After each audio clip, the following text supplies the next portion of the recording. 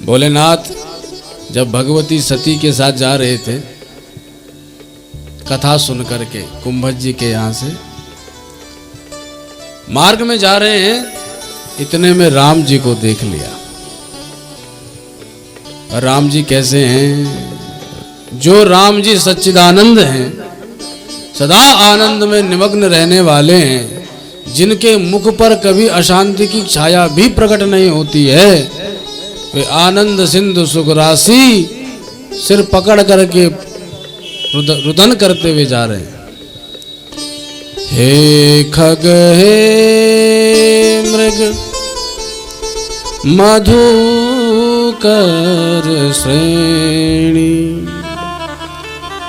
हे खग हे मृग मधुकर श्रेणी, हे खग हे मृग मधुकर श्रेणी, तुम देखी सीता मृग नयनी, तुम देखी सीता मृग नयनी, हाँ गुण खानी जान किसीते, हाँ गुण खानी जान किसीते, रूपशील व्रत नेम पुनीते, रूपशील व्रत नेम पुनीते,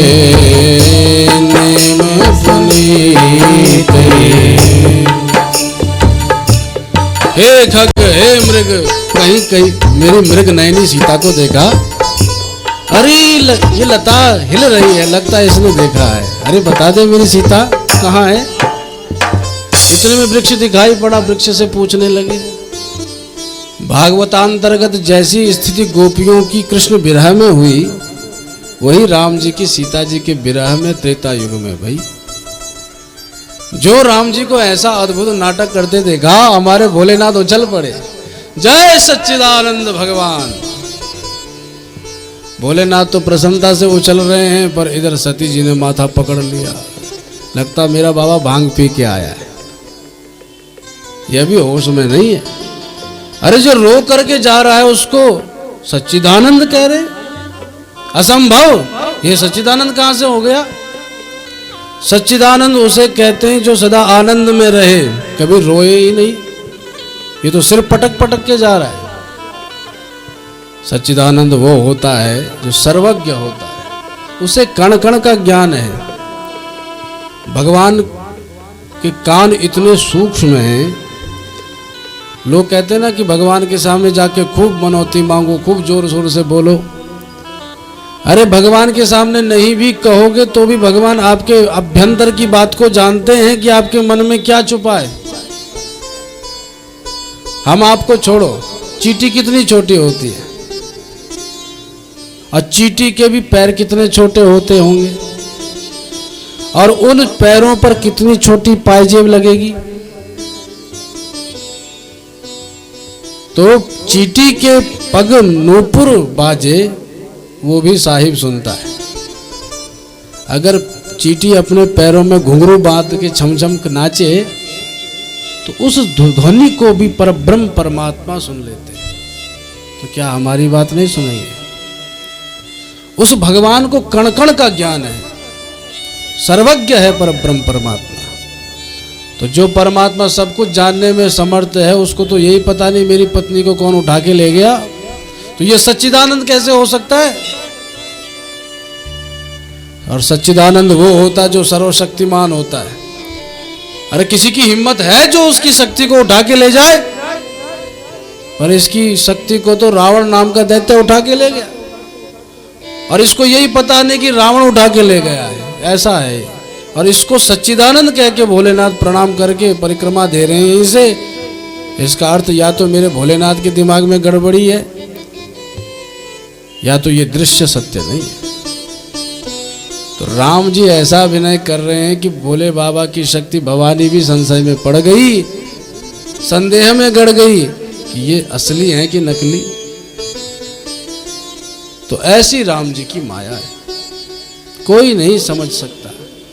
अरे कृष्ण कन्हैया जब ग्वाल बालों के संग में वृंदारण्य में भोजन पाने लगे, सबके मध्य में श्री कृष्ण विराजमान है, चारों ओर से ग्वाल बाल मनसुखा आदि ने प्रभु को घेर दिया।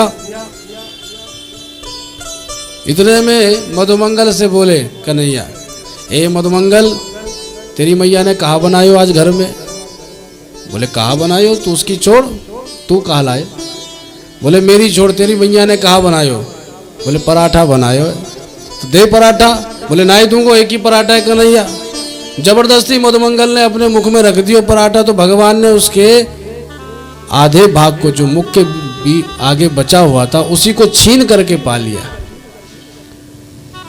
और शास्त्र कहता है किसी का जूठा ना खाना चाहिए, ना जूठा देना चाहिए। आजकल लोग बहुत कहते हैं कि जूठा खाने से प्रेम बढ़ता है। अरे प्रेम तो जब बढ़ेगा तब बढ़ेगा, आजकल तो कोरोना फैल रहा है, बीमारियां बढ़ रही हैं। हमारा शास्त्र, हम आजकल स्वयं ही शास्त्री बने हुए बैठे। पंडित जी 2 शास्त्र की बात करते तो हम उनको 3 बात सुना के चले जाते। अरे पंडित जी आपने शास्त्र देखा कहाँ है? पंडित जी क्या प्रवचन देंगे, पंडित जी को प्रवचन सुना के चले जाते। तो फिर अंतर कहाँ रहा? अंतर वही है कि पंडित जी जो जानते हैं उसको मानते हैं, पर हम जानते हैं उसको मानते क्या है? वो तो बस सुनाने के लिए है। रामायण इसलिए पढ़ रहे हैं कि किसी को सुना सकें कि हम भी जानते हैं राम जी के बाप कौन थे। तो शास्त्री बनते हैं हम, पर शास्त्र जानते कहाँ हैं? शास्त्रों की बात जो करेगा वो शास्त्री है ना। डिग्री लेने से क्या हो जाएगा? बोल भक्त वत्सल भगवान की जय। तो मधुमंगल के मुख से जब छीन लिया तो शास्त्र तो कहता किसी का जूठा खाना नहीं चाहिए, पर जब ब्रह्मा जी ने नवमंडल से देखा कि ये कृष्ण जिसकी हम स्तुति करके आए थे गर्भ के समय कि हे नारायण आपकी जय हो जय हो जय हो, पर इसमें भगवत्ता तो कहीं दिखाई नहीं दे रही है। ये नारायण तो किसी भी दृष्टि से नहीं दिखाई दे रहा। इसका अर्थ हमको भ्रम हो गया था, ये कोई साधारण बालक है, हम इसको नारायण मान करके पूज रहे थे। तो हैं तो वो नारायण ही, और नारायण ही अपने ग्वाल बाल सखाओं का जूठा मीठा खा रहे हैं। तो ब्रह्मा जी जो विधाता हैं, जो ब्रह्माणी के पति हैं, ऐसे विधाता ब्रह्मा भी चारों सिर पकड़ के बैठ गए कि ये बात समझ में नहीं आई, लगता है ये नारायण नहीं है। तो भगवान की लीला से बड़े बड़े ब्रह्मादि देवासुरा, ब्रह्मादिक देवता भी व्यामोहित हो जाते हैं, मूढ़ बन जाते हैं।